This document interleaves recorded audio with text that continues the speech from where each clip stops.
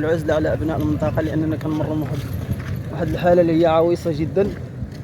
وخير دليل انكم راه كتشوفوا الطريق كبيره، خير دليل ان الطريق راه يعني يستحيل الذكر ديالها. حنا كنعيشوا في المغرب ديال 2026 ومقبلين على تنظيم اللي هي مداره رياضيه اللي هي معروفه يعني مونديال 2030.